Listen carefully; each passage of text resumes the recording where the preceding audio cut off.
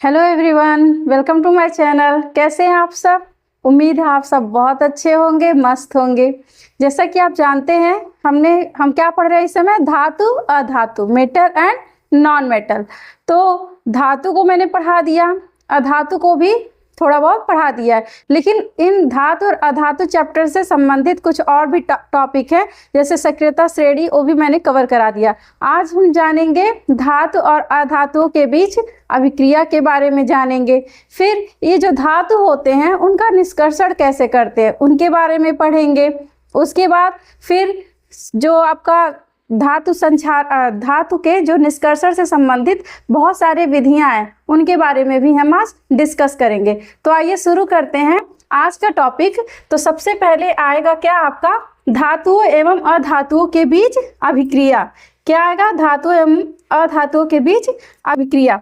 तो अब देखिए बच्चों, बात करें धातु एवं अधातु, तो धातु समझ रहे हैं ना कि मेटल जो क्या करते थे, इलेक्ट्रॉन त्याग कर धनायन बनाते थे। तो मान लीजिए हम एग्जांपल में चाहे सल्फर ले ले या सोडियम ही ले लिया मैंने, ठीक है, क्या ले लिया? सोडियम ले लिया। और किसके बीच? अधातु। अधातु में मान लीजिए मैंने क्या ले लिया?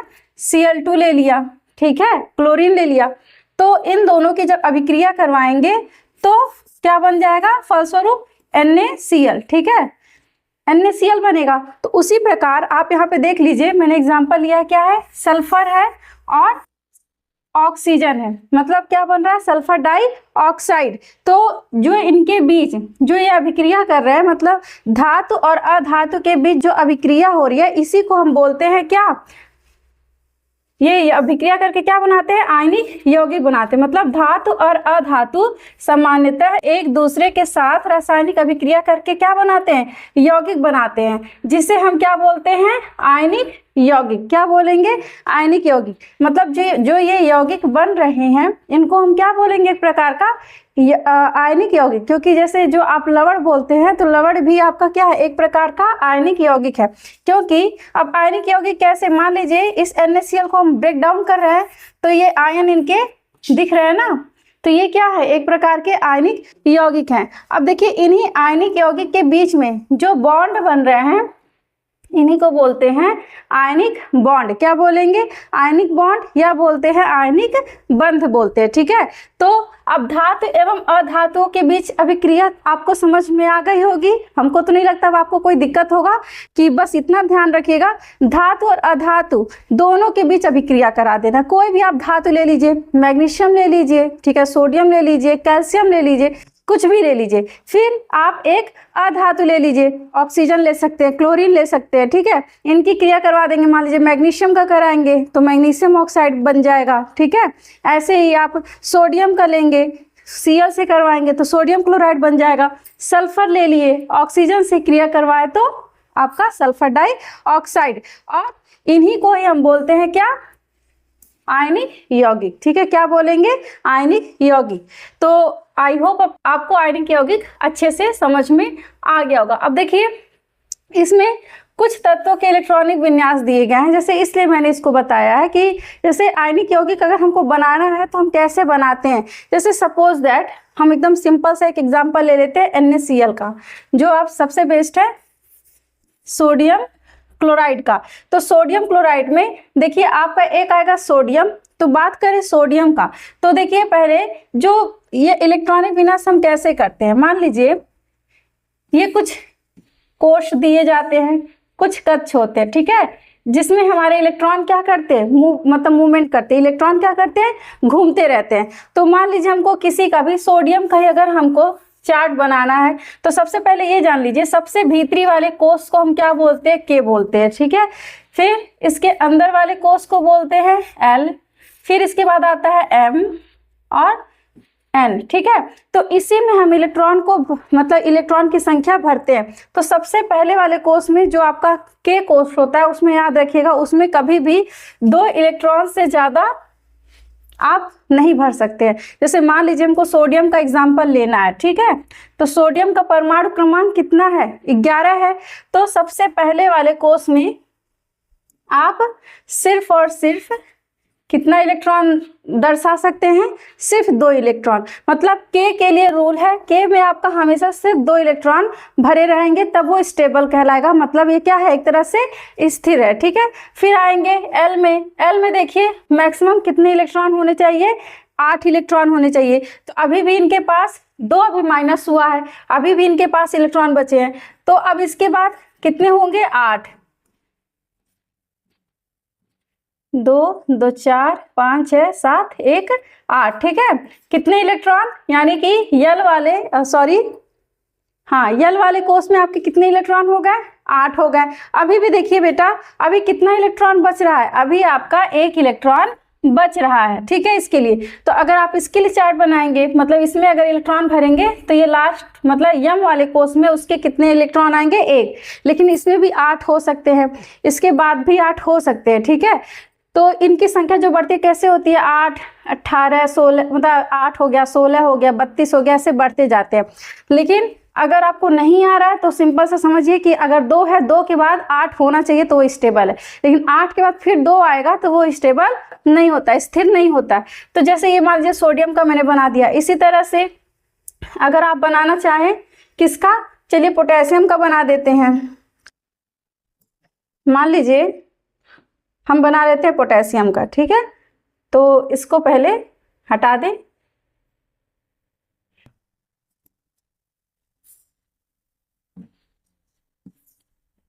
ठीक है, ये अंदर वाला के हो गया, ये वाला यल हो गया, सॉरी ये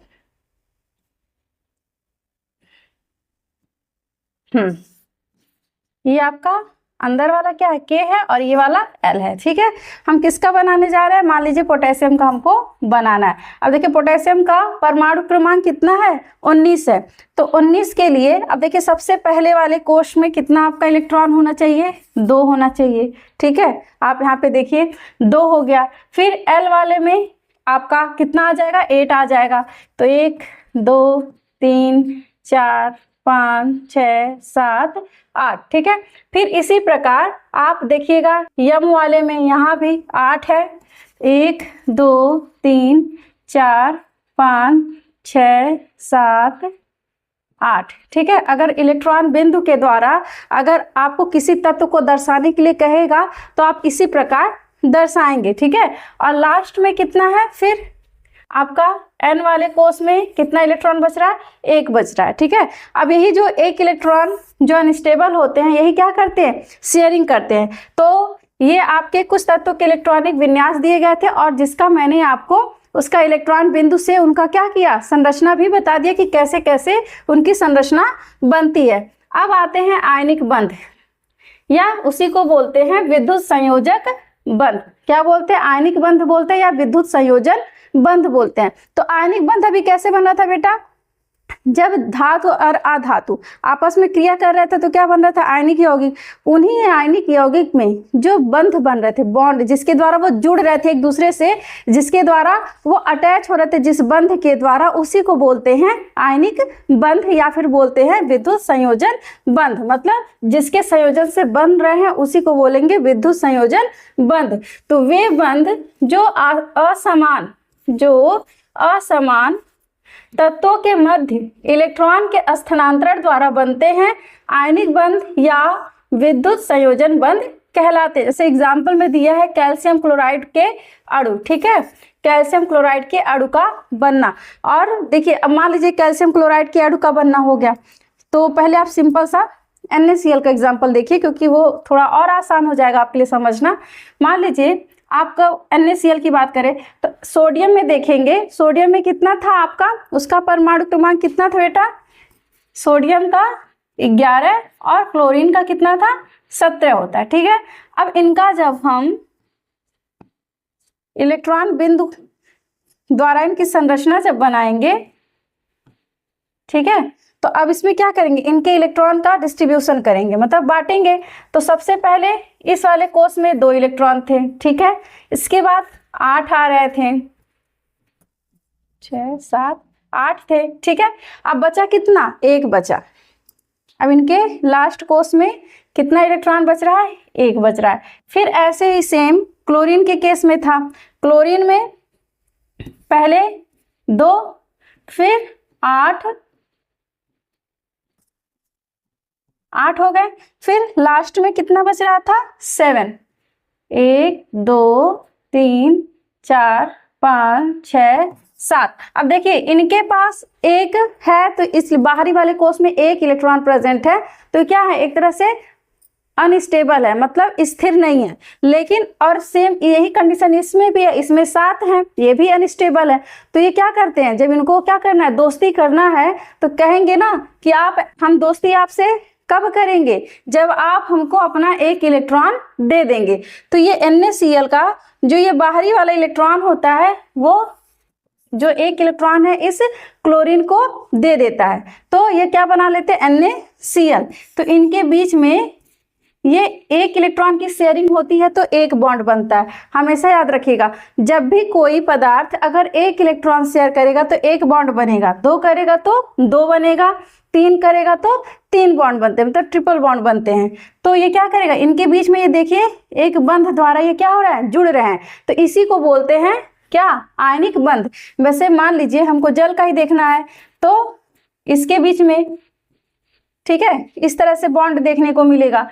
तो ये भी क्या है, ये जो बॉन्ड यही जो दिख रहे हैं, इन्हीं को बोलते हैं आयनिक बॉन्ड, आयनिक बॉन्ड या फिर आयनिक बंध। ठीक है, तो आई होप आपको अच्छे से समझ में आ गया होगा। आप यहाँ पर एग्जाम्पल देख लीजिए, यहाँ पर जैसे सोडियम है और इसका सोडियम पहले रिएक्शन जब नहीं किया, तो सोडियम का और क्लोरीन का आप देखिए सिचुएशन, और उनका आप इलेक्ट्रॉन बिंदु संरचना देख सकते हैं। यहाँ पर देखिए पहले क्या था, 2 है, यहाँ पे आपको 2 दिख रहे होंगे, फिर ये 8 है और बाहर के कोश में 1 है। ऐसे आप क्लोरीन में देखेंगे, पहले 2 हैं, फिर 8 है, फिर 7 है। तो यहाँ पे जो इनका ये एक इलेक्ट्रॉन था, ये क्या किया, इस क्लोरीन को शेयर कर दिए, और यहीं पे क्या हो गया, केमिकल रिएक्शन होने की वजह से यहाँ पे क्या बन गया, आयनिक बॉन्ड। ठीक है, इसी प्रकार मान लीजिए क्लोरीन का आपको देखना है CaCl2 का, तो आप देखिए तो यहाँ पे कैल्शियम ले लेंगे, ठीक है, और क्या ले लेंगे, क्लोरीन ले लेंगे। तो मान लीजिए 2 Cl है, तो यहाँ पर 2 Cl मैंने लिख दिया। ठीक है, अब जो ये कैल्शियम है, इनके लास्ट कोष में 2 इलेक्ट्रॉन बचते हैं। ठीक है, 2 इलेक्ट्रॉन इनके पास होते हैं। ठीक, और क्लोरीन में मैंने अभी आपको बताया था कि क्लोरीन में कितने होते हैं, क्लोरीन में 7 होते हैं। तो 1 2 3 4 5 6 7, तो ऐसे यहाँ पे नीचे भी बना देंगे 5 6 7। ठीक है, तो ये क्या होगा, तो एक इलेक्ट्रॉन इस क्लोरीन को और एक इनको। ठीक है, तो इस तरह से इनके बीच में बॉन्ड बनेगा। तो इनका अगर इलेक्ट्रॉन बिंदु संरचना आप बनाना चाहते हैं तो इस प्रकार बन जाएगा। तो ये एग्जांपल हो जाएंगे किसके, CaCl2 का। अब आप चाहें इसको मतलब इस तरह से बना सकते हैं, या फिर सिंपल सा ऐसे भी आप बना सकते हैं। ठीक है, अब देखिए, अब आप सोचेंगे कि कैल्शियम का कैसे पता चलेगा कि इनके लास्ट कोष में कितने इलेक्ट्रॉन है, 2 हैं। तो देखिए इसको हम फिर से आपको दिखा दे रहे हैं इसके द्वारा। देखिए यहाँ पर कैल्शियम का क्या है, इलेक्ट्रॉनिक परमाणु क्रमांक कितना है बच्चों, 2 होता है, 20 होता है। ठीक है, अब जब 20 होगा तो हम 20 का जब इलेक्ट्रॉनिक विन्यास करेंगे तो कितना हो जाएगा, पहले 2 होगा, फिर 8 होगा, फिर 8 होगा। ठीक है, तो 18 फिर 2 20, तो लास्ट में कितना उसके इलेक्ट्रॉन बच रहा है, 2 बच रहा है। तो इस प्रकार हम किसी का भी क्या कर सकते हैं, विद्युत संयोजक बंध बना सकते हैं। आगे देखते हैं, फिर नेक्स्ट है आपका कौन सा टॉपिक आ गया, विद्युत संयोजक या आयनिक यौगिक। अभी वही मैंने बताया कि पहले क्या थे, जो धातु अधातु आपस में क्रिया कर रहे थे तो क्या बना रहे थे, आयनिक यौगिक बना रहे थे। लेकिन आयनिक यौगिक बनाए थे तो वो तो धातु अधातु की क्रिया के लिए डेफिनेशन था। लेकिन अगर एग्जाम में पूछ लिया कि आयनिक यौगिक किससे कहते हैं, तो आप सोचेंगे कि मैम ने तो बस धातु अधातु की क्रिया बताई थी, आयनिक यौगिक नहीं बताया था। इसलिए फिर से मैंने उसको अलग से फिर से डेफिनेशन दे दिया है कि वे यौगिक जिनमें आयनिक बंध पाया जाता है या विद्युत संयोजन बंध, तो वो क्या कहलाते हैं? आयनिक यौगिक कहलाते हैं। ठीक है, क्या? वे यौगिक जिनमें आयनिक बंध पाया जाता है विद्युत संयोजन या आयनिक यौगिक कहलाते हैं। एग्जाम्पल में आपका वही हो गया, सोडियम क्लोराइड हो गया, मैग्नीशियम क्लोराइड हो गया और पोटेशियम क्लोराइड हो गया। इसी प्रकार से आप किसी का भी बिंदु मतलब इलेक्ट्रॉन बिंदु के द्वारा उसकी संरचना ड्रॉ कर सकते हैं और क्या करेंगे, या फिर उनके बीच बंध बनाकर आप दिखा सकते हैं। मैंने आपको NaCl का बना दिया और आपका फिर कैल्शियम क्लोराइड का भी बना दिया है। ठीक है, तो आप उसी तरह से उसको जरूर ड्रॉ करिएगा। इसी सेम जैसे आपका कैल्शियम क्लोराइड का बना, सेम वैसे ही मैग्नीशियम क्लोराइड का भी बनेगा। यहाँ पर भी मैग्नीशियम क्या करेगा, इस क्लोरीन को 2 इलेक्ट्रॉन, एक पहले वाले क्लोरीन को एक दूसरे वाले क्लोरीन को क्या करेगा, शेयर करेगा। फिर अब आते हैं आयनिक यौगिकों के भौतिक गुण कि मतलब आयनिक यौगिकों के भौतिक गुण क्या होते हैं। ठीक है, मतलब फिजिकल नेचर उनका क्या होता है। तो सबसे पहले हम देखेंगे क्या, कठोरता, हार्डनेस। तो क्या होते हैं, आयनिक यौगिक सामान्यतः कठोर होते हैं क्योंकि इनके आयनों के बीच क्या है, विद्युत आकर्षण बल बहुत अधिक होता है। क्योंकि अब देखिए, जैसे मैंने अभी बताया कि अगर बात करें हाइड्रोजन की, तो वो देखिए यहाँ पे बॉन्ड के द्वारा जुड़ा हुआ है। अब वो किसी बॉन्ड से जुड़ा हुआ है तो उनको तोड़ने के लिए बहुत ज़्यादा हमको बल लगाना पड़ता है। ठीक है, तो इसीलिए कहते हैं कि जिस बॉन्ड के द्वारा जुड़े रहते हैं ये क्या होते हैं, इनके बीच जो आकर्षण बल होता है वो बहुत अधिक होता है और इसको तोड़ना बहुत मुश्किल होता है। इसीलिए क्या होता है, ये सामान्यतः कठोर होते हैं। तो याद रखिएगा, आयनिक यौगिक सामान्यतः क्या होते हैं बच्चा, कठोर होते हैं क्योंकि इनके आयनों के बीच कौन सा बल कार्य करता है, याद रखिएगा, इनके बीच विद्युत आकर्षण बल जो होता है बहुत अधिक होता है। फिर है नेक्स्ट आपका गलनांक आ गया। ठीक है, गलनांक और क्वथनांक। तो गलनांक और क्वथनांक मतलब समझते हैं ना कि हर एक कितने भी इस पृथ्वी पर जितने भी तत्व हैं, कोई भी पदार्थ हुआ, सबका एक निश्चित गलनांक होता है, एक निश्चित क्वथनांक होता है। गलनांक मतलब कि वह टेम्परेचर, मतलब वह तापमान जिस पर कोई वस्तु क्या होती है, पिघलती है। और क्वथनांक का मतलब जिस पर वो क्या होगी, उबल कर जैसे भाप में परिवर्तित होने लगेगी। ठीक है, तो सबका अपना अपना अलग अलग मेल्टिंग पॉइंट होता है। तो इसमें जो बात करें आयनिक यौगिक की, तो इनके गलनांक और क्वथनांक बहुत अधिक होते हैं। ठीक है, याद रखिएगा, इनके गलनांक भी और क्वथनांक भी बहुत उच्च होते हैं, मतलब बहुत ज़्यादा टेम्परेचर देने पर ही ये क्या होंगे, पिघलेंगे। क्यों? क्योंकि आयनों को अलग करने के लिए अधिक ऊर्जा की आवश्यकता होती है। जब बहुत ज़्यादा हम ऊर्जा प्रोवाइड करेंगे तभी उनके बॉन्ड क्या होंगे, टूटेंगे। ठीक है, तो इसीलिए याद रखिएगा, गलनांक और क्वथनांक आयनिक बॉन्ड के क्या होते हैं, बहुत ज़्यादा होते हैं। फिर है विद्युत चालकता। बात करें इनमें विद्युत चालकता। अब विद्युत चालकता भी समझ रहे हैं ना कि मान लीजिए कोई अगर यहाँ पे हम अगर मान लीजिए आयनिक यौगिक ले रहे हैं तो एक सिरे पर विद्युत प्रवाहित करें, मतलब एक सिरे पर हम अगर तार जोड़ दे करंट वाला, तो दूसरे सिरे पर धारा प्रवाहित करेगी या नहीं करेगी, तो वही होती है विद्युत चालकता। तो आइए जानते हैं कि इसमें विद्युत चालकता होगी कि नहीं। तो देखिए यहाँ पर क्या होगा, ठोस अवस्था में विद्युत का संचालन नहीं करते क्योंकि आयन गतिशील नहीं होते। पिघले हुए या जल में घुले अवस्था में विद्युत का संचालन करते। जैसे कहने का मतलब है कि मान लीजिए NaCl आपने देखा है, नमक, साधारण नमक सारे लोग देखे हैं। अब क्या नमक को सीधे जो मतलब वो जो क्रिस्टल फॉर्म में आपको दिख रहा है, आप उसमें कोई करंट लगा देंगे, कोई तार जोड़ देंगे विद्युत से, तो क्या उसमें लाइट आने लगेगा? नहीं ना। उसको पहले क्या करेंगे, या तो उसके आयन को तोड़ेंगे या फिर उसको जल में घोलेंगे। तो जल में घोलेंगे तभी उनके आयन टूट जाते हैं। अब आयन टूटने का मतलब क्या हो रहा है कि जैसे NaCl है तो वो क्या होगा, N+ और Cl- आयन में टूटेंगे। तो जब वो अपने आयन में टूटेंगे तब भी विद्युत चालन होगा, अदरवाइज नहीं होगा। मतलब अगर वो ठोस अवस्था में मतलब क्रिस्टल फॉर्म में जब भी रहेंगे तो उनमें विद्युत का चालन नहीं होगा। कब होगा, जब वो उनका मतलब जब आयन टूट जाएगा, मतलब वो जब जल में घुलनशील हो जाएंगे, वो अपने अपने प्लस या माइनस आयन में क्या हो जाएंगे, टूट जाएंगे, तभी उनमें विद्युत का चालन होगा। तो याद रखिएगा, ठोस अवस्था में विद्युत का संचालन नहीं होता है, लेकिन जल में घुले होने पर विद्युत का संचालन होगा। आप NaCl का घोल लेकर आप इसको चेक कर सकते हैं, लेकिन ज़्यादा मतलब एक्सपेरिमेंट मत करिएगा, वरना पता चला कहीं करंट मार दिया तो भी कहेंगे मैम ही ने बोला था कि जाइए एक्सपेरिमेंट कर लीजिएगा, ठीक है, तो मत करिएगा। चौथा है भंगुरता। अब भंगुरता क्या होता है बच्चा?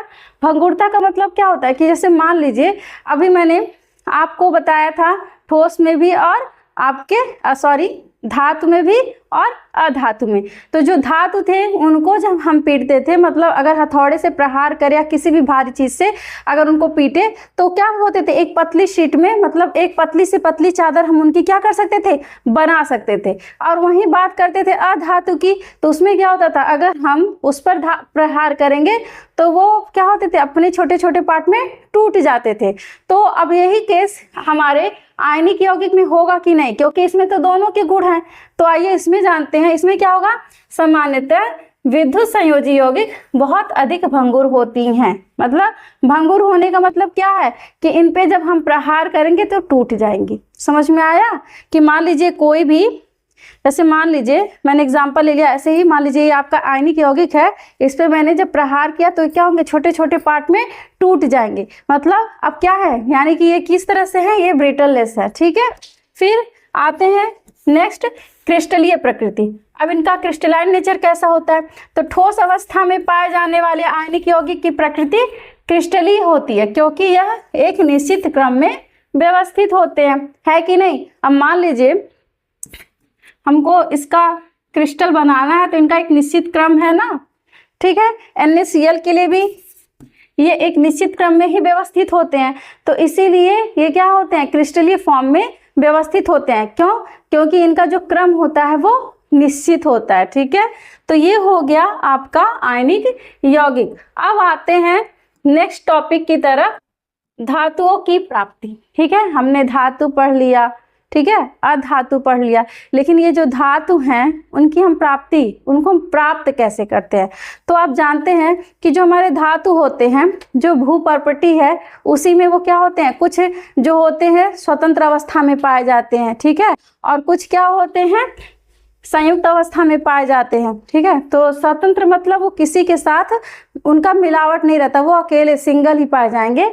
और कुछ होंगे संयुक्त, मतलब किसी के साथ उनका, मतलब किसी के साथ मिलकर ही वो अपना, मतलब उनका हम उनकी प्राप्ति कर सकते हैं। तो बात करें धातुओं की प्राप्ति का, तो देखिए प्रकृति में मुख्यतः धातुएं निम्नलिखित दो अवस्था में पाई जाती है। याद रखिएगा हमेशा, जो प्रकृति है, मतलब जो भूपर्पटी से हमको जो जितने भी धातु प्राप्त होते हैं वो क्या होते हैं, वो दो अवस्था में मिलते हैं। दो अवस्था का मतलब क्या कि पहला है मुक्त या स्वतंत्र अवस्था में। मतलब अब क्या है, यह धातु कम क्रियाशील होती हैं। याद रखिएगा, जो मुक्त अवस्था में पाई जाएंगी वो क्या होंगी, कम क्रियाशील होते हैं एवं प्रकृति में मुक्त या स्वतंत्र अवस्था में पाई जाती हैं। अब एग्जाम्पल में देख लीजिए, सोना हो गया, चांदी हो गया, प्लेटिनम हो गया, इसमें किसी भी धातु का मिलावट नहीं होता है। लेकिन अगर यही बात करें संयुक्त अवस्था में या यौगिक रूप में, तो ये क्या होती है, यह धातु में संयुक्त अवस्था में नहीं, संयुक्त अवस्था में पाई जाती हैं। जैसे एग्जाम्पल है सोडियम हो गया, पोटेशियम हो गया, कैल्शियम हो गया, आयरन आदि, ये अकेले मतलब सिंगल नहीं पाए जाते, ठीक है। ये या तो अयस्क के रूप में पाए, मतलब ऑक्साइड के रूप में या कार्बोनेट के रूप में पाए जाते हैं। तो ये हो गई धातुओं की प्राप्ति। पहले आप जान लीजिएगा कि धातुओं की हम प्राप्ति कैसे करते हैं। तो दो रूप में आप धातुओं की प्राप्ति कर सकते हैं, स्वतंत्र और आप एक क्या होते हैं, मुक्त, मतलब एक स्वतंत्र अवस्था में, दूसरा क्या होते हैं, संयुक्त अवस्था में। अब देखिए, अब जो ये स्वतंत्र और संयुक्त अवस्था में जो हमको धातु प्राप्त हो रहे हैं, उसमें भी देखिए दो तरह के, मतलब यहाँ पे दो तरह के टर्म यूज होते हैं। एक आते हैं खनिज और एक आते हैं आपके अयस्क, ठीक है। तो अब देखिए, पहले हम जानेंगे खनिज और अयस्क में अंतर क्या होता है, ठीक है। तो बात करें खनिज की, ठीक है, और एक तरफ हो गया हमारा अयस्क, ठीक। तो देखिए खनिज क्या है, खनिज का मतलब अब क्या है, भूपर्पटी से हमको जो धातु मिल रहे हैं तो उसमें जो उसके साथ जो जितने भी कंकड़ है, धूल मिट्टी जो भी मिल रहे हैं साथ में, तो उन्हीं को हम क्या बोलेंगे, खनिज बोलेंगे। मतलब उन धातुओं के योग जो पृथ्वी के भीतर मिट्टी कंकड़, पत्थर तथा अन्य अशुद्धियों के साथ प्राप्त होते हैं। याद रखिए, खनिज का मतलब क्या हो गया कि जो भी कोई धातु जब मिल रहा है तो वो अकेले नहीं मिल रहा, उसके साथ क्या क्या है, कंकड़ है, पत्थर है, ठीक है, बहुत सारी अशुद्धियां पाई जाती है। क्योंकि जैसे मान लीजिए आप जमीन से अनाज लेते हैं, अनाज का यूज करते हैं ना, तो क्या होगा, तो क्या वो एकदम आपको जैसे ही लाते वैसे खा लेते हैं? नहीं ना, पहले उसका क्या होता है, वो पहले उसमें धूल मिट्टी मतलब बहुत सारी अशुद्धियां लगी रहती है, तो उनको हम क्या करते हैं, साफ करते हैं। तो साफ करने के लिए भी कई प्रोसेस अपनाते हैं, ठीक है। कुछ होते हैं धूल देंगे तो साफ हो जाएंगे, कुछ को क्या करना पड़ता है, बॉयल करना पड़ता है, कुछ को बीनने वाला प्रोसेस है, ठीक है। तो सबका अपना अपना अलग अलग प्रक्रिया होता है। तो ऐसे इसमें भी खनिज में क्या होंगे, बहुत सारी अशुद्धियां उसके साथ मिली होती हैं। तो ये हो गए आपके खनिज हो गए। जैसे एग्जांपल में हो गया कॉपर पायराइट। अब देखिए कॉपर पायराइट में किसका किसका, यहाँ पे देखिए कौन कौन इसके साथ और मिक्स है, तो ये किसका किसका है, कॉपर है, आयरन है और सल्फाइड है, ठीक है। लेकिन अब बात करें यहीं पर अयस्क की। वैसे मैंने दोनों को अलग अलग बताया, लेकिन पहले आप डिफरेंस करके समझ जाइए कि खनिज क्या होते हैं और अयस्क क्या होते हैं। तो जो आपका अयस्क है ना, वो भी एक प्रकार का खनिज है। याद रखिएगा बच्चों कि जो आपका अयस्क है वो भी एक प्रकार का खनिज है, लेकिन ये कैसा खनिज है, जिनसे हम आसानी से धातुओं का और कम खर्चे में प्राप्त कर सके। कहने का क्या मतलब है कि अयस्क क्या है कि जो हमको ऐसे खनिज जिनसे हम क्या है, वो अयस्क खनिज ही है। तो कहने का ये मतलब है ऐसे खनिज जिनसे हम आसानी से धातुओं की प्राप्ति तथा कम खर्चे में हम क्या करें, धातु को प्राप्त कर सकते हैं। आसानी से और कम खर्चे में, मतलब ज्यादा लागत ना लगा के हम धातुओं को प्राप्त कर सके, उन्हें बोलते हैं अयस्क। तो मान लीजिए हम इसको एक एग्जाम्पल से समझते हैं। जैसे मान लीजिए आप स्कूल जाते ही हैं, ठीक है। तो स्कूल में आप देखते होंगे कि कुछ बच्चे बहुत ब्रिलियंट होते हैं, ठीक है। मान लीजिए इसमें से कुछ बच्चे, क्योंकि सारे तो तेज भी नहीं होते और सारे कमजोर भी नहीं होते, ठीक है। तो मान लीजिए मैंने इसमें मान लिया कि यहाँ पे कोई टॉपर हैं, तो एक कोई टॉपर आता है, कभी कभी दो टॉपर हो जाते हैं। जैसे अगर मान लीजिए बराबर नंबर पा गए तो दो टॉपर हो गए, ठीक है। और तीसरा है मान लीजिए उसी के इक्वल, बस थोड़ा सा पॉइंट का डिफरेंस आ जाता है। जैसे कैसे होता है कि मान लीजिए कभी इस बार फर्स्ट आया तो जरूरी नहीं कि वही हर बार फर्स्ट आए, उसके बाद वाला भी फर्स्ट आ सकता है। तो मैंने पहले इसमें क्या कर दिया, मान लीजिए इनमें से जितने भी टॉपर हैं उनको मान लीजिए मैंने अलग कर दिया, ठीक है। अब इसमें क्या बचे हैं, इसमें टॉपर और वीक कुछ हैं इसमें, लेकिन जैसे मैंने मान लीजिए इसमें से सिर्फ टॉपर को अलग कर दिया, तो ये जो हैं जो मिक्सअप हैं टॉपर और वीक स्टूडेंट का, मतलब जो कमजोर बच्चे हैं और आपके जो बहुत ज्यादा ब्रिलियंट बच्चे हैं, वो खनिज हो गए, ठीक है। लेकिन अयस्क की बात करें, अयस्क मतलब क्या, सिर्फ और सिर्फ हमने किसको अलग किया, ब्रिलियंट बच्चों को, जो टॉपर बच्चे थे। अब जैसे मान लीजिए अब जो इसमें से अब जो अयस्क है, मतलब जो ब्रिलियंट बच्चे हैं, वो थोड़ा सा ही मेहनत करके वो टॉप कर सकते हैं कि नहीं कर सकते। लेकिन अब इसमें से क्या सारे बच्चे टॉप कर सकते हैं? नहीं ना, क्योंकि इसमें जो कमजोर बच्चे भी हैं वो टॉप नहीं कर सकते, वो बहुत मेहनत उनको करना पड़ेगा, तब जाके शायद, जरूरी नहीं है वो भी, शायद ही वो क्या कर सकते हैं, टॉप कर सकते हैं। लेकिन जो ब्रिलियंट है वो थोड़ा बहुत भी मेहनत करेंगे तो क्या हो सकते हैं, वो फर्स्ट रैंक सेकंड रैंक ला सकते हैं। तो सेम वही कंडीशन होता है अयस्क का, मतलब कम खर्चे में और अधिक से अधिक आसानी से धातुओं का निष्कर्षण कर सके, ठीक है। तो इसके लिए आप एक टर्म याद रखिएगा कि सभी जो अयस्क होते हैं वो खनिज हो सकते हैं, पर सभी खनिज अयस्क नहीं होते। याद रखिएगा, क्यों? क्योंकि अब सभी ब्रिलियंट स्टूडेंट टॉप तो कर सकते हैं, टॉप कर सकते हैं मतलब खनिज हो सकते हैं, लेकिन क्या सभी खनिज, मतलब सभी जो स्टूडेंट क्लास में हैं, क्या सभी टॉप कर सकते हैं? नहीं ना। तो इसी तरह से सभी खनिज अयस्क नहीं होते हैं, लेकिन जितने भी अयस्क हैं वो खनिज हो सकते हैं। अब मान लीजिए जैसे मैंने यहाँ पे कॉपर पायराइट का एग्जाम्पल दे दिया, ठीक है। अगर ठीक है, तो यहाँ पर देख लीजिए, फिर से पहले आप खनिज के बारे में जान लीजिए, फिर आगे चलते हैं। तो बात करें खनिज की, तो उन धातुओं के योग जो पृथ्वी के भीतर मिट्टी, कंकड़, पत्थर तथा अन्य अशुद्धियों के साथ प्राप्त होते हैं क्या कहलाते हैं? खनिज कहलाते हैं। एग्जाम्पल जरूर याद रखिएगा। कभी कभी क्या होता है, सिर्फ कह देता है किसी खनिज का एग्जाम्पल बताइए, ठीक है, या फिर कॉपर पाइराइट का आप सूत्र बता दीजिए, तो याद रखिएगा क्या होगा? CuFeS2, ठीक है। यहीं पे फिर चलते हैं खनिज अयस्क की तरफ। तो अभी तो आपको खनिज और अयस्क में डिफरेंस समझ में आ गया होगा कि खनिज क्या है। खनिज बस क्या है, वो जो भी हम भू प्रॉपर्टी से प्राप्त कर रहे हैं उनके साथ बहुत सारी अशुद्धियां मिली होती हैं। और यही बात करें अयस्क की, तो ये भी प्रकृति में पाए जाने वाले जिस खनिज में, ठीक है, जिस खनिज में पर्याप्त धातु होती है, मतलब हम उनसे अधिक धातु प्राप्त कर सकते हैं, तथा जिस धातु मतलब जिसे हम क्या कर सकते हैं, धातुएं आसानी से प्राप्त की जा सकती है, मतलब जिससे, यहाँ पे होगा जिससे धातुएं आसानी से प्राप्त की जा सकती है, उन्हें क्या कहते हैं? वो क्या कहलाएंगे? अयस्क कहलाते हैं। उन्हें अयस्क कहते हैं या वे अयस्क कहलाते हैं, ठीक है। सेंटेंस थोड़ा डिफरेंस हो गया, सही नहीं है। क्या हो जाएंगे? वे अयस्क कहलाते हैं। मतलब वही बात हुई कि ऐसे खनिज जिनसे हम अधिक क्या कर सकते हैं, धातु का निष्कर्षण कर सकते हैं, और वो भी कम लागत में, मतलब कम मेहनत या कम खर्चे में। अब एग्जाम्पल में देख लीजिए, अगर बात करें ऑक्साइड अयस्क का, तो उसमें आपका एग्जाम्पल हो जाएगा बॉक्साइड का। अब जैसे मान लीजिए मैंने ये एग्जाम्पल लिख दिया, ठीक है, चाहे अभी जो मैंने अभी पीछे बताया आपको, जो आपका क्यूप्रस सल्फाइड हो गया, ठीक है, अगर वो आपका मान लीजिए मैंने कह दिया कि ये आपका खनिज है, ठीक है, तो क्या वो खनिज अयस्क हो सकता है? तो देखिए कब अयस्क होगा? जब वो आसानी से धातु को और कम खर्चे में प्राप्त कर सके, ठीक है। लेकिन अगर वही सेम खनिज, अगर आपको बहुत मेहनत करना पड़े धातु निष्कर्षण के लिए, तो वो आपका सिर्फ खनिज होगा, अयस्क में उसकी तुलना नहीं होगी। तो यहाँ पर देख लीजिए, अगर ऑक्साइड अयस्क का तो क्या बोलते हैं, इसमें एग्जाम्पल हो सकता है आपका बॉक्साइट, ठीक है।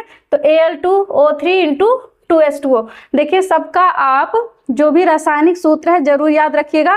कभी कभी ऐसा हो सकता है आपसे एग्जामिनर पूछ लेगा कि मतलब आपके जो अयस्क हैं उसके कोई एक दो उदाहरण दीजिए, या फिर सीधे नाम लेकर सूत्र पूछ सकते हैं, या फिर कह सकते हैं कि ऑक्साइड अयस्क बताइए, कार्बोनेट अयस्क बताइए, ठीक है। तो याद रखिएगा जिसमें ऑक्सीजन जुड़े हैं वो ऑक्साइड अयस्क हैं। कार्बोनेट का मतलब जिसमें कार्बोनेट CO3 जुड़े रहेंगे, ठीक है। इसी प्रकार सल्फाइड में आपके सल्फर आ जाएंगे, क्लोराइड में आपके क्लोरीन आ जाएंगे। तो अब इसमें एक आपका हो गया क्यूप्राइट हो गया, ठीक है, हेमेटाइट हो गया, जिसमें आपका ये तीनों एग्जाम्पल बहुत इंपॉर्टेंट हैं, ठीक है। इनमें से जरूर एक क्वेश्चन आ जाता है। फिर है कार्बोनेट अयस्क में, तो आप मेन कैलामाइन याद रखिएगा, जिंक कार्बोनेट, इसी को बोलते हैं कैलामाइन, ये सबसे इंपॉर्टेंट इसके लिए है। सल्फाइड अयस्क में आप कॉपर पाइराइट ही याद रखिएगा, ठीक है। जिंक ब्लेंड हो गया, और सीने बार जरूर याद रखिएगा। सीने बार क्या है? ये मरकरी का, मतलब मरकरी का सल्फाइड है, ठीक है। फिर है क्लोराइड, इसमें आपका हॉर्न सिल्वर, ये अकेला है हॉर्न सिल्वर AgCl, ठीक है। तो ये हो गए आपके अयस्क। तो यहाँ पर एक पॉइंट जरूर नोट कर लीजिएगा बच्चों कि सभी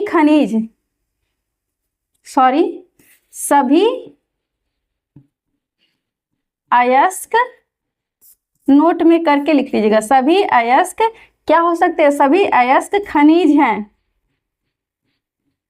मतलब खनिज हो सकते हैं,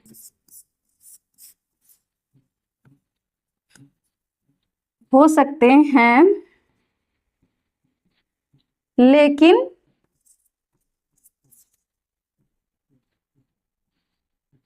सभी खनिज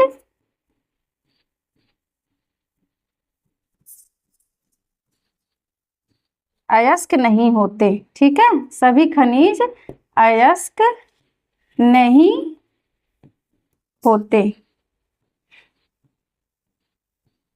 ओके बेटा, इतना अब मुझे नहीं लगता कि अब आपको यहाँ तक कोई दिक्कत होगी।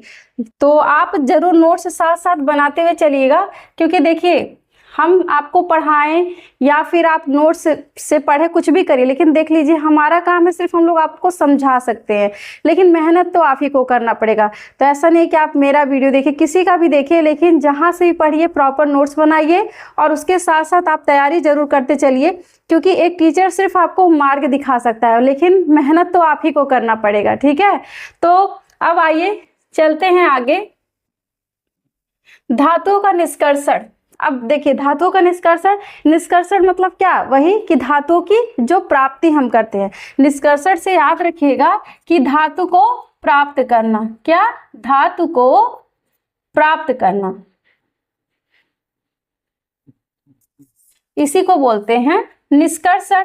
अब निष्कर्षण मतलब है ना निकालना, धातु को निकालना। भू प्रॉपर्टी से हम धातु को निकाल तो रहे हैं, लेकिन अब हम उसको प्राप्त कैसे करेंगे। ठीक है, क्योंकि अभी मैंने बताया कि जो धातु होते हैं वो बहुत सारी अशुद्धियों से मिलकर हमको जमीन से मिलते हैं। मतलब भू प्रॉपर्टी से जब हम तुरंत खनिज या फिर धातु निकालते हैं तो उसमें क्या होती है, बहुत सारी अशुद्धियां मिली होती है। जैसे मैंने कैसे बताया कि जो आपका कोई अनाज है भूमि से आप निकालते हैं तो पहले उसको क्या करते हैं, उसकी साफ सफाई होती है, तब वो जाके हमारे यूज में काम आती है। ठीक है, तो ऐसे ही कुछ धातु भी होते हैं। तो धातु भी क्या होते हैं, बहुत सारे अशुद्धियों से मिले होते हैं। मतलब ये नहीं है कि वो पूरा तुरंत मिले वो एकदम शुद्ध होते हैं। तो उनको शुद्ध रूप में प्राप्त करने के लिए सबसे पहले क्या होता है, कई प्रोसेस के द्वारा हम उसको क्या करते हैं, उसकी साफ सफाई करते हैं।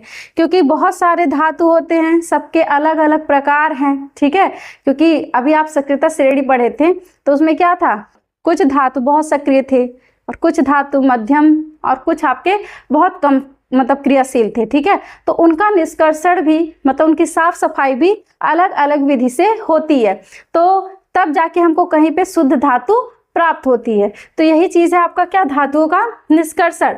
तो धातु क्या है, धातु यौगिक से शुद्ध धातु की प्राप्ति। क्योंकि धातु यौगिक का मतलब क्या, कि इसमें आपका धातु भी रहेगा और प्लस अशुद्धियां रहेंगी।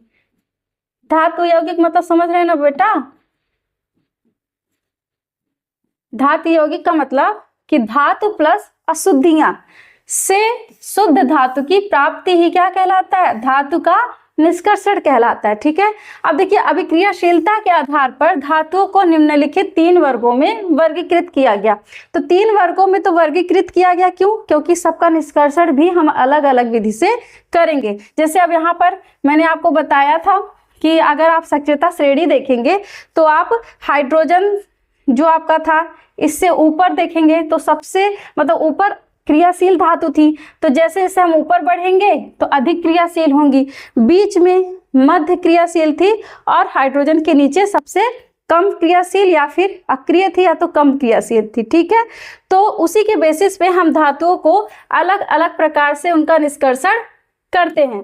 तो अब देखिए अब हम क्या करेंगे, अयस्क का सांद्रण, क्योंकि धातु जो आपका क्या है, खनिज ही है। अब खनिज को अगर मान लीजिए हम अयस्क के रूप में उनका हम निष्कर्षण कर रहे हैं तो देखिए आप ये चार्ट जरूर तैयार कर लीजिएगा।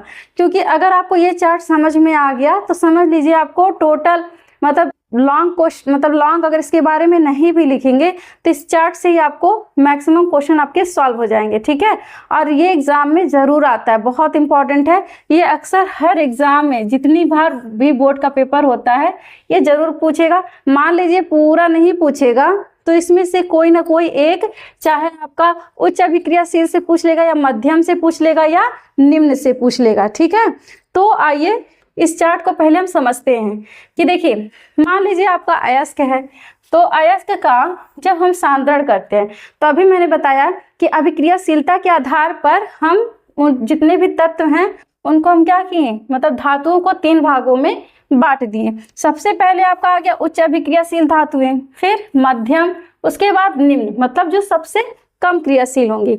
एग्जाम्पल में आप देख लीजिएगा sodium, calcium, magnesium, aluminium, calcium, फिर इसमें आयरन, जिंक, लेड हो गया, फिर इसमें भी आपका है। ठीक है, तो एग्जाम्पल से फिलहाल इसमें मतलब नहीं है, लेकिन बस इतना जान लीजिए कि जो उच्च अभिक्रियाशील धातुएं हैं अगर हमको उनका निष्कर्षण करना है, ठीक है, तो जो उच्च अभिक्रियाशील धातुएं होती हैं उनको हम नॉर्मली नहीं, मतलब उनको नॉर्मली हम उनका निष्कर्षण नहीं कर सकते, मतलब उनको हम नॉर्मली शुद्ध नहीं कर सकते हैं। इसके लिए हम क्या कर सकते हैं, उनको विद्युत अपघटनी विधि द्वारा शुद्ध करते हैं। ठीक है, तो इसमें क्या करेंगे, इसको गलित धातु का विद्युत अपघटन कराएंगे।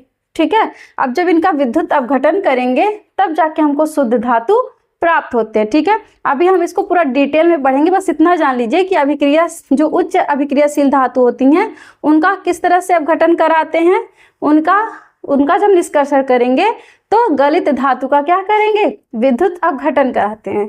यहीं पे फिर मान लीजिए हम सेकंड मध्यम का अगर देख ले, ठीक है, मध्यम का देख ले, तो मध्यम में क्या होगा कि इसमें देखिएगा, इसको हम दो प्रोसेस में, क्योंकि इनको हम डायरेक्ट इनके मतलब इनके जो आपके मध्यम धातु है उनको डायरेक्ट हम ऑक्साइड के रूप में इनको अलग करना बहुत मुश्किल होता है। ठीक है, मतलब बात करें अगर मध्यम वर्ग की जो आपकी धातुएं होती हैं उनको हम अगर डायरेक्ट गर्म करके प्राप्त करें तो वो आसानी से प्राप्त नहीं होती हैं। तो उसके लिए हम क्या करते हैं, तो उनको पहले जो धातुएं होती हैं उनका एक सल्फाइड अयस्क बना लेते हैं और दूसरा बना लेते हैं कार्बोनेट अयस्क। ठीक है, एक बना लेते हैं सल्फाइड का अयस्क, दूसरा बना लेते हैं कार्बोनेट का अयस्क। अब जो सल्फाइड अयस्क होता है उसका हम भर्जन करवाते हैं और कार्बोनेट अयस्क का क्या करवाते हैं, निस्तापन करवाते हैं। फिर इनको धातु का क्या करते हैं, ऑक्साइड का अपचयन करा देंगे, फिर हमको शुद्ध धातु प्राप्त होगा। ये स्टेप है, अभी हम इसको पूरा डिटेल में पढ़ेंगे। बस याद रखिएगा कि जो मध्यम धातु होती है उनको हम दो भागों में बांट देते हैं, एक सल्फाइड अयस्क में और एक कार्बोनेट अयस्क में। सल्फाइड अयस्क के लिए ही हम भर्जन करते हैं और कार्बोनेट अयस्क के लिए निस्तापन करते हैं। अब ये भर्जन क्या है, निस्तापन क्या है, अभी जब हम डिटेल इसको बताएंगे तब हम आपको समझाएंगे। ठीक है, फिर है इसी प्रकार निम्न अभिक्रियाशील धातुएं, तो इनको जो निम्न अभिक्रियाशील हैं तो इनको हम सिर्फ भर्जन करके, मतलब इनको सिर्फ हम गर्म करके डायरेक्ट धातु का शोधन कर सकते हैं। ठीक है, तो आइए सबसे पहले हम पढ़ेंगे निम्न को, फिर मध्यम को, फिर लास्ट में पढ़ेंगे उच्च अभिक्रियाशील की धातुएं। ठीक है, तो सबसे पहले हम किसका निष्कर्षण पढ़ेंगे, सबसे पहले हम पढ़ेंगे, एक मिनट, ठीक है। तो जो आप पहले निष्कर्षण से पहले आप एक टर्म जान लीजिए कि जो अयस्क होते हैं, ठीक है, जब हम अयस्कों का सांद्रण करते हैं, ठीक है, क्या करते हैं, अयस्कों का सांद्रण, तो जो अयस्क में जो अशुद्धियां पाई जाती हैं, मतलब जो कंकड़ धूल मिट्टी जो भी पाए जाते हैं उन्हीं को हम क्या बोलते हैं, गैंग बोलते हैं। क्योंकि मान लीजिए कभी एग्जाम में पूछ लेता है कि गैंग किसे कहते हैं। ठीक है, तो याद रखिएगा कि पृथ्वी से निकले अयस्क को मिट्टी रेत जैसी कई अशुद्धियां होती हैं। ठीक है, अयस्क में, एक मिनट, इस थोड़ा सा,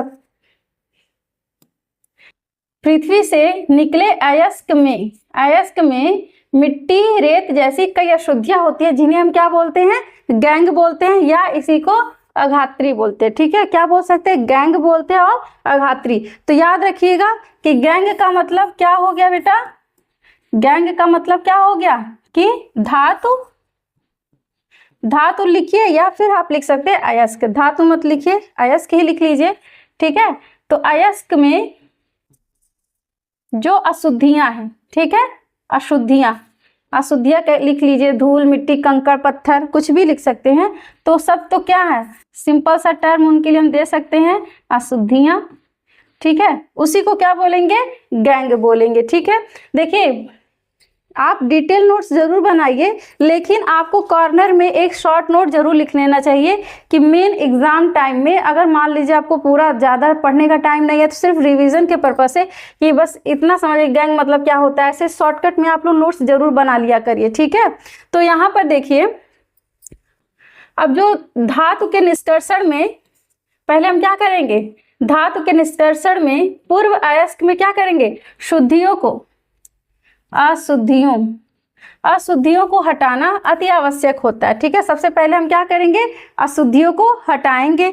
अशुद्धियों को हटाने के पश्चात अयस्क में धातु की मात्रा बढ़ जाती है, इसे ही अयस्क का समृद्धि करण कहते हैं। अब आपको समझ में आया अयस्क का समृद्धिकरण क्या होता है, क्योंकि अयस्क का समृद्धिकरण कहिए या फिर अयस्क का सांद्रण कहिए, ठीक है।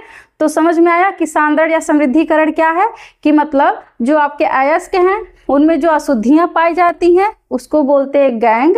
फिर इसी गैंग को हटाने के लिए या फिर इस धातु में मतलब जो अयस्क में जो अशुद्धियां हैं उसको हटाते हैं और उसी के हटाने से क्या होगा, धातु की मात्रा बढ़ जाएगी। अब जब धातु की मात्रा बढ़ जाएगी तो उसी को बोलते हैं अयस्कों का समृद्धिकरण, ठीक है। तो ये तो आपको समझ में आ गया होगा कि अयस्कों का समृद्धिकरण क्या है। अब चलिए चलते हैं, सबसे पहले समझते हैं क्या, सक्रियता श्रेणी में नीचे आने वाली धातु का निष्कर्षण, ठीक है। सबसे पहले हम नीचे वाला पढ़ेंगे, फिर देन मध्यम का, फिर सबसे ऊपर का, ठीक है। तो सबसे पहले हम पढ़ते हैं धातु का निष्कर्षण जो नीचे आने वाली, मतलब सक्रियता श्रेणी में जो नीचे मतलब जो कम क्रियाशील हो। तो जो सक्रियता श्रेणी में नीचे आने वाली धातुएं वो क्या होती है, बहुत कम क्रियाशील होती हैं। इस धातुओं के ऑक्साइड को मात्र गर्म करने पर ही धातु की प्राप्ति हो जाती है, ठीक है। इसको सिर्फ हम क्या करेंगे, गर्म करेंगे तब भी इनकी हम प्राप्ति कर सकते हैं, तो इसकी प्राप्ति हो जाएगी। अब इसके एग्जाम्पल में देख सकते हैं, इसका हम उदाहरण लिख सकते हैं क्या, सीने बार। अगर बात करें इसके एग्जाम्पल की तो आप एग्जाम्पल में क्या लिख सकते हैं, सीने बार, ठीक है, सीने बार। सीने बार समझते हैं ना, क्या, HGS। ये क्या होता है, ये एक प्रकार का क्या है, ये मरकरी का सल्फाइड होता है। क्या होता है, मरकरी का सल्फाइड है, जिसे हम सिर्फ मात्र गर्म करने से ही प्राप्त कर सकते हैं, ठीक है। इससे अगर हमको मरकरी निकालना हो तो हम क्या करेंगे, इनको गर्म करेंगे। जैसे मान लीजिए मैंने क्या किया, सीने बार ले लिया, ठीक है। अब इसको क्या करेंगे, गर्म करेंगे। गर्म करने का मतलब क्या है, ऑक्सीजन की उपस्थिति, मतलब जब भी गर्म करने की प्रक्रिया आती है तो उसमें ऑक्सीजन जरूर उपस्थित होते हैं, ठीक है। तो अब जब इनको हम गर्म करेंगे तो क्या बन जाएगा आपका, HgO प्लस सल्फर डाइऑक्साइड, ठीक है। मतलब आपका mercuric oxide plus sulphur dioxide बन जाएगा, ठीक है। अब इसको हम करते हैं क्या, बैलेंस कर लेते हैं। मान लीजिए यहाँ पे 2 ऑक्सीजन है, यहाँ पर भी 2, यहाँ पे आपके 2, एक 3 ऑक्सीजन हो गए, ठीक है। तो यहाँ पे 3, फिर उसके बाद से 2 2 और 2, ठीक है। ये आपके रिएक्शन बैलेंस हो। तो ये क्या आपके बन गए, ये बन गए आपके मर्क्यूरिक ऑक्साइड, ठीक है, मर्क्यूरिक ऑक्साइड, ठीक है। और ये आप जान ही रहे हैं ये क्या है, सल्फर डाइऑक्साइड,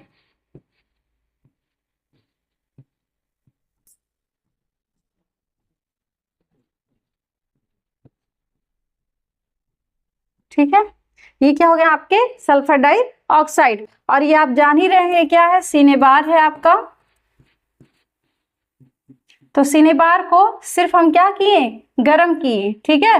और जब ये गर्म कर दिए तो ये क्या आपका पहले बन गया, मर्क्यूरिक ऑक्साइड प्लस आपका सल्फर डाइऑक्साइड, मतलब उनके ऑक्साइड में चेंज हो गया। अब इस मर्क्यूरिक ऑक्साइड को फिर से हम क्या करेंगे, फिर से गर्म करेंगे, ठीक है, फिर से गर्म करेंगे।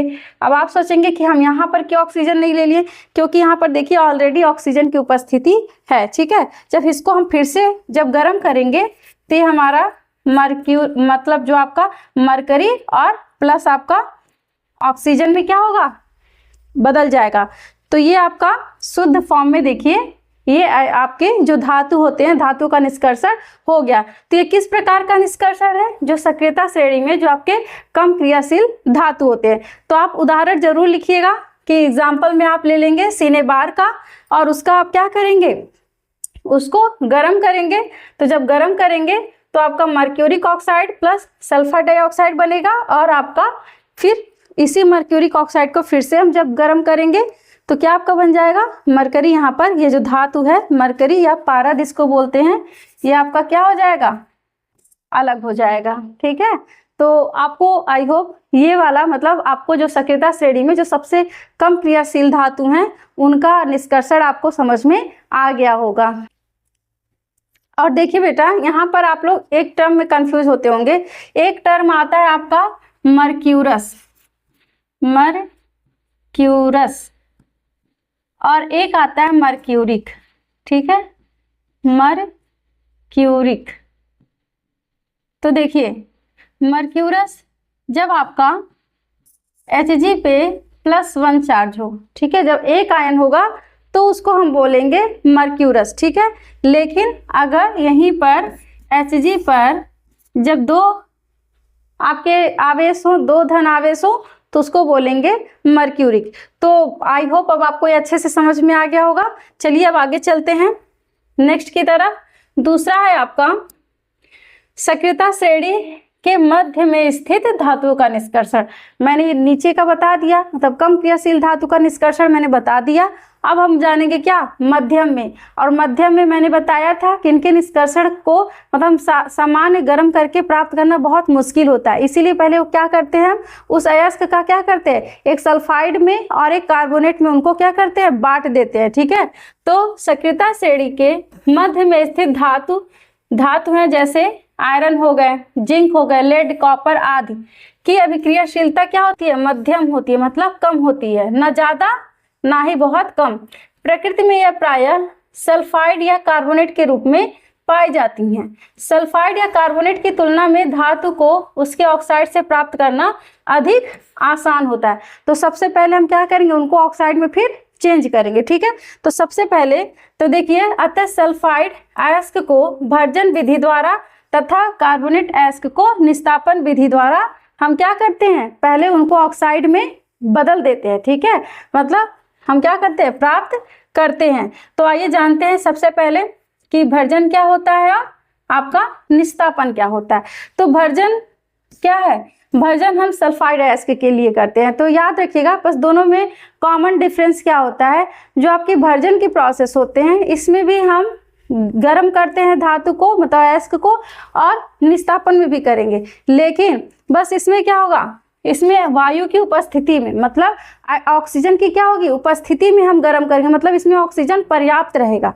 लेकिन अगर यही बात करें निस्तापन की, तो इसको हम क्या करेंगे, ऑक्सीजन की अनुपस्थिति में या फिर कह सकते हैं कम वायु की उपस्थिति में हम इनको गर्म करेंगे। लेकिन ध्यान रहे, ये जो हम सल्फाइड को गर्म कर रहे हैं उसके गलनांक के नीचे, गलनांक के नीचे का मतलब क्या है, जैसे मान लीजिए अब क्या है कि किसी का मेल्टिंग पॉइंट, मान लीजिए कोई भी चीज़ हो गया कि कह दिए, मान लीजिए ये है, ये कोई पदार्थ है, कोई धातु या अयस्क है, इसका मेल्टिंग पॉइंट कितना है, 100 है। ठीक है, मान लीजिए मैंने मान लिया 100 डिग्री सेल्सियस है, तो 100 डिग्री सेल्सियस पे क्या होगा, ये पूरी तरह से पिघल जाएगा, और हमको इसी का निष्कर्षण करना है। तो हम इसको पिघला देंगे तो हम निष्कर्षण कैसे करेंगे, तो इसीलिए हम इतना टेम्परेचर देंगे कि ये ना पिघले, बाकी जितनी इसकी अशुद्धियां हैं वो क्या होते हैं, वो पिघल जाए। तो यही होता है आपका भर्जन और निस्तापन। तो देखिए भर्जन में क्या होगा, सल्फाइड अयस्क को वायु की उपस्थिति में अधिक ताप पर, लेकिन याद रखिएगा कि उसके गलनांक के नीचे, उसके मतलब सल्फाइड के, ठीक है, उसके गलनांक के नीचे या गलनांक से कम ताप पर गर्म करने पर यह ऑक्साइड में परिवर्तित हो जाता है, और इस प्रक्रिया को हम क्या कहते हैं, भर्जन कहते हैं। ठीक है, ऐसे ही आ जाइए निस्तापन में, देख लीजिए इसमें क्या करेंगे, कार्बोनेट अयस्क को लेंगे और सीमित वायु में, मतलब ऑक्सीजन की कह सकते हैं अनुपस्थिति में, ठीक है, अधिक ताप पर। और देखिए इसमें भी अधिक ताप का मतलब क्या है, इसमें जो कार्बोनेट अयस्क हैं उसके क्या गलनांक के नीचे से, ठीक है, ताप पर गर्म करने से यह क्या होते हैं, ऑक्साइड में परिवर्तित हो जाते हैं। ठीक है, ये याद रखिएगा, दोनों केस में हमको सिर्फ क्या करना है, उनको ऑक्साइड में परिवर्तित करना है। तो परिवर्तित हो जाता है, इस प्रक्रिया को हम क्या कहते हैं, निस्तापन कहते हैं। तो आइए चलिए इनके एग्जाम्पल देख लेते हैं कि कैसे भर्जन की प्रोसेस होंगे और कैसे निस्तापन की प्रोसेस होंगे। तो देखिए भर्जन के लिए हम क्या करते हैं, भर्जन में ले लेंगे सल्फाइड है, तो मान लीजिए मैंने ले लिया जिंक सल्फाइड, ठीक है, जिंक सल्फाइड प्लस ऑक्सीजन की उपस्थिति में हम इनका रिएक्शन करवाएंगे। तो क्या बनाएंगे, पहले हमको इसका ऑक्साइड ही तो बनाना है। जब हम इसका ऑक्साइड बनाएंगे तो क्या बन जाएगा, जिंक ऑक्साइड, ठीक है। और क्या बन जाएगा, अब देखिए अब सल्फर है तो ऑक्सीजन से क्रिया सल्फर भी करेगा, वो भी ऑक्सीजन को देखते कहेगा हम भी ऑक्साइड बनाएंगे, जिंक कहेगा हम भी बनाएंगे, तो जिंक ऑक्साइड बन गया। और क्या बन जाएगा आपका, सल्फर डाई ऑक्साइड, ठीक है। तो ये आपका हो गया। अब देखिए रिएक्शन देख लीजिए संतुलित है कि नहीं। यहाँ पे 6 आपका ऑक्सीजन है, यहाँ पर 2 है और यहाँ पे 1 है, ठीक है। तो यहाँ पर मैंने मान लीजिए 2 कर दिया, 2 2 4, ठीक है। अब जिंक भी आपको 2 करना पड़ेगा। तो अब देखिए यहाँ पर आपका 2 जिंक, यस मतलब जिंक सल्फाइड हो गए, तो यहाँ पर आपका भी 2 सल्फर हो जाएगा, क्योंकि यहाँ 2 सल्फर है तो यहाँ भी। तो अब देखिए बैलेंस हो गया ना, 2 जिंक 2 जिंक, 2 सल्फर 2 सल्फर और आपका 6 ऑक्सीजन। तो यहाँ पर भी देखिए 4 यहाँ 2 यहाँ, ठीक है। तो ये आपके क्या हो गए, सल्फाइड के भर्जन हुए, मतलब सल्फाइड एस्क का हमने क्या कराया, भर्जन कराया। इसी प्रकार निस्तापन में क्या करना है, हमको कार्बोनेट एस्क लेना है। तो कार्बोनेट एस्क में क्या ले सकते हैं, मान लीजिए मैंने ले लिया जिंक कार्बोनेट, ठीक है। अब इनका हम निस्तापन कराएंगे, तो निस्तापन कराएंगे मतलब इनको भी हम क्या करेंगे, गर्म करेंगे। तो ये क्या बनाएंगे, ये भी जिंक का ऑक्साइड बना लेंगे और प्लस कार्बन डाइऑक्साइड बना देंगे, ठीक है। तो ये आपका हो गया किसका, निस्तापन विधि। अब देखिए एक टर्म, अब जब ये ऑक्साइड बन जाते हैं, अभी भी देखिए पूरे शुद्ध रूप में तो है नहीं, अभी भी इसमें क्या है, और इनका ऑक्साइड उपस्थित है। तो अब क्या करेंगे, इनके ऑक्साइड को निकालने के लिए, मतलब ऑक्सीजन को निकालने के लिए हम क्या करते हैं, अपचयन कराते हैं। क्योंकि अब अपचयन आपने पढ़ रखा है कि अपचयन किसे कहते हैं। अपचयन मतलब क्या होता है आपका, रिडक्शन, मतलब ऑक्सीजन का निकलना, उसी को बोलते हैं हम अपचयन। तो हम क्या करते हैं, इसमें जो भी ऑक्साइड ले, मतलब जिसका भी हमको, मतलब जिस भी धातु का निष्कर्षण करना है, हम उसका क्या कर सकते हैं, ऑक्साइड ले लेते हैं। मतलब अपचयन में हम क्या क्या करेंगे कि धातु का ऑक्साइड ले लेंगे, धातु का ऑक्साइड, और क्या यूज करते हैं, गालक, ठीक है। क्या यूज करते बेटा, गालक। और फिर उससे हमको क्या प्राप्त हो जाता है, शुद्ध धातु। क्या प्राप्त हो जाएगा, शुद्ध धातु। अब जैसे एग्जांपल में हम क्या लिए, जिंक ऑक्साइड ले लिए, ठीक है। तो मान लीजिए मैंने यहाँ पे जिंक ऑक्साइड लिख लिया, ठीक है, और गालक ले लिए। फिर इसको क्या किए, फिर जब इनका रिएक्शन करवाएंगे तो क्या बन जाएगा आपका, जिंक और आपका CO2 अलग हो जाएगा, ठीक है। तो इसको भी आप बैलेंस कर लीजिएगा, ओके, ठीक है। अब देखिए अब आपका क्वेश्चन आएगा कि मैम ये गालक क्या होता है, ठीक है। तो गालक देखिए बेटा, गालक ऐसा पदार्थ होता है कि वो कभी अभिक्रिया में भाग नहीं लेता है, ठीक है। इस अभिक्रिया में भाग नहीं लेगा, लेकिन ये ऑक्सीजन को, मतलब ऑक्साइड को निकालने का काम करता है। सिर्फ क्या करेगा, ये सिर्फ उससे ऑक्सीजन को बाहर निकालेगा, मतलब जो आपके धातु के ऑक्साइड हैं उनसे ऑक्सीजन को बाहर निकालने का काम करेगा, लेकिन खुद अभिक्रिया में भाग नहीं लेता है। तो आप यहाँ पर देख लीजिए और आप इसका स्क्रीनशॉट जरूर ले लीजिएगा। तो आगे चलते हैं, आगे लास्ट है आपका क्या, सक्रियता श्रेणी में सबसे ऊपर स्थित धातु का निष्कर्षण, ठीक है। अब सक्रियता श्रेणी में जो सबसे ऊपर आपके जो धातु हैं उनका निष्कर्षण कैसे करेंगे। तो सक्रियता श्रेणी में सबसे ऊपर विद्यमान धातुएं बहुत अधिक अभिक्रियाशील होती हैं, ये तो आप जान ही रहे हैं। अतः इन धातुओं का विद्युत अपघटनी अपचयन द्वारा प्राप्त किया जाता है। मतलब इन धातुओं को हम किसके द्वारा प्राप्त कर सकते हैं, विद्युत अपघटनी अपचयन द्वारा, ठीक है। तो इसमें आप एग्जाम्पल में देख लीजिए, सोडियम हो गया, मैग्नीशियम, कैल्शियम, एल्यूमिनियम हो गए, ठीक। अब इनका देखिए जब हम इनका परिष्करण करेंगे तो कैसे करेंगे, अभी मैंने बताया कि किसके द्वारा करेंगे, विद्युत अपघटनी विधि द्वारा या विद्युत अपघटनी आपका परिष्करण द्वारा, ठीक है। तो इसमें हम क्या करेंगे, सबसे पहले आप यहाँ पे देखिए, आप यहाँ पे देख सकते हैं, यहाँ पर आपका एक पॉट है, मतलब कोई एक, मान लीजिए मैंने क्या ले लिया, एक बर्तन ले लिया, बीकर ले लिया चाहे, ठीक है।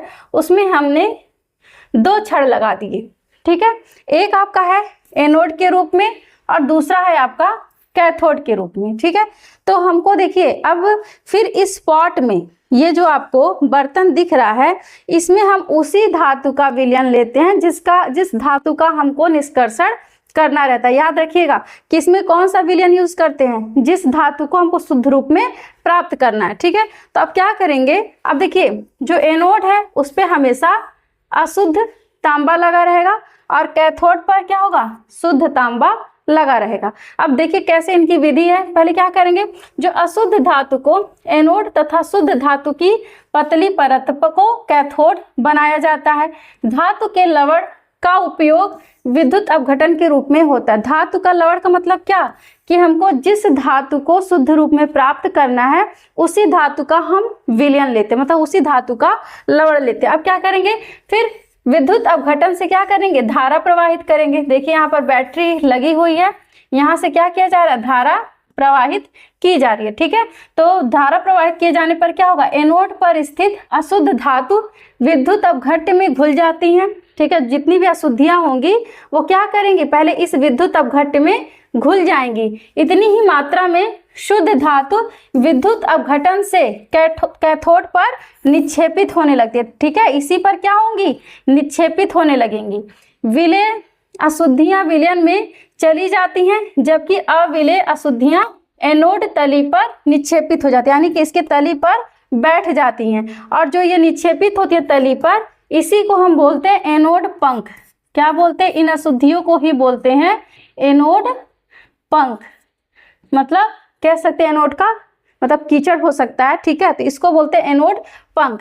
तो ये क्या है, धातुओं का परिष्करण विधि, मतलब धातु का जो विद्युत अपघटनी विधि द्वारा हम उसका निष्कर्षण करते हैं। तो इसमें किसका करते हैं, जो आपका अधिक क्रियाशील धातुएं होती हैं। तो आई होप आपको यहाँ तक वीडियो पूरा समझ में आया होगा।